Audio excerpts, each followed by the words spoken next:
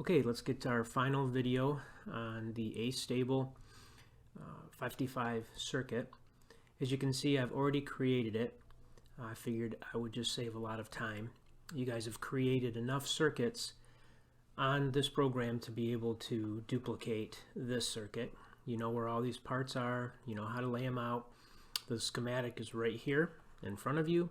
It is also in the schematic, it's also in the specification, and it's also in the last video of the notes. So you should be able to recreate this circuit. Now I've used the values for RA, here it's 1 and 2, but RA at 3.9K and RB at 3K, which are the same values that were in the spec, and the value for C, which is 0.01 microfarad. Everything else is the same. I hung an LED out here just so we can see it blink, and we put a 1K there, but let's change that to a 220. Okay, so the important thing to know about this equation, well, there's many important things, but we already know, because we've studied these values right here, what we're going to get out of our output. This is pin 3. We know we're going to get a 14.5 kilohertz signal, and we know that's going to be 68 microseconds. So let's just do the graph. Let's verify what we're expecting to get here. Now I'll give you a little bit of prelude. I'm going to give you, for your assignment on this, 3 different values for this that you're going to have to go through and calculate, then verify them. So what I'm doing is pretty much duplicating what you're going to do, just with different values. So make sure you pay attention on how to get the right setup for the chart. So once again, this is the same values that are in the spec. Okay, so we're going to do a split screen. Let's make this so we can actually see it. I'm going to bring this window out because all my settings are in this window. Right, and then I'm going to play it. So I have a 9-volt pulse. Because there's 9 volts feeding the 555, that's where our pulse is. Now, as you can see right now, this thing is running, which makes it really hard to look at. But if we go over to our setup, if we hit single, it'll freeze it. And that's really what we want to do. We can see it much easier now. So we're at a 9-volt pulse. We're at a 9-volt pulse simply because we're at 9-volt battery. I could spread that out a little bit more. If you remember down here, you can change your value. Right now we're going up to 13 volts, but I can change that to 10, and now I'm from 0 to 10. So that's how I can read my voltage, which again should be the same as the battery voltage. Now the output that we're getting right here obviously is this. So it's on, it's off, it's on, it's off. You can see it's on a little bit longer than it's off. But what we want to do here is we want to measure some values. Now when you start this, you may have to change your time per division. So if you want to spread the signal out a little bit, you can. If you want to make it smaller, this is just like the scope, just like what you've done on multi-sim in the classroom. You can do it that way. I'm gonna put it at 50 microseconds per division, and you'll see the difference. Now, one nice thing about this is we could say, well, these are 50 milliseconds per division, and we could count them off and all that good stuff. But we have a tool over here where it says cursors. Under type, say x-axis. Let's print that. Not print it, but let's click on it. And it gives us these two cursors that we can put pretty much anywhere we want.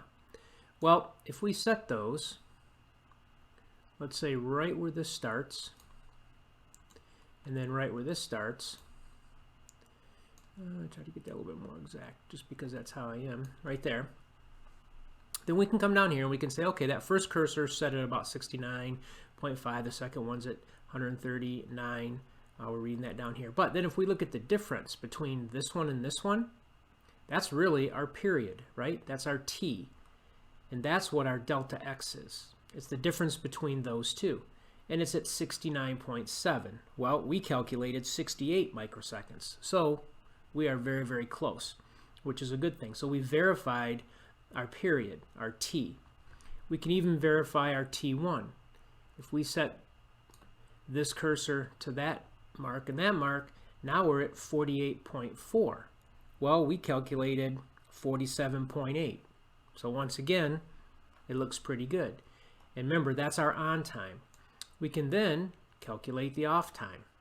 See, we can measure any part of this that we want. We're measuring 21.6 microseconds. We calculated 20 microseconds. Again, we've just verified the operation of our circuit. Now, why is this important? Well, we've created this circuit. We expect it to have certain values. The only way to make sure that we're getting those values is to graph it, which is what we're doing here, and then physically measure it. Excuse me. And that's what we've just done. So what I'm going to ask you to do, oh, one other thing. You're going to see this light, and it looks like it's blinking. Well, we know that this is flashing so quickly that we're really not going to see that flash. So this is more of a simulation thing. The circuit that I give you to do on your own will allow you to actually see this blinking at the rate that it should be. It's not going to be this fast. It shouldn't be this fast. Oh, one other thing down here. If this is the period, the delta x, this is your t, and if we go 1 over t, that's our frequency. And our frequency is 14, according to this, is 14.2. We calculated 14.5. So once again, we're verifying our frequency, we're verifying our period. We can measure our high, we can measure our low to verify those numbers, just to make sure we're validating the circuit that we designed. Okay, I think that is it for the Astable circuit. You will now have an assignment that you have to recreate this circuit, put in the correct values. I'm going to be asking you to send me a picture of your circuit and of your diagram or your chart here. This is exactly how I want it. I don't want two. I don't want a picture of your circuit and then a picture of this. I want a split screen, just like this says, and I want it all in one so I can look at the circuit and the graph at the same time. I also want you to use the cursors to show me what the period is, which will be verified down here. I want that all included in what you submit to me. That'll be end of next week, Thursday of next week. All right, and you'll see that assignment probably on Monday.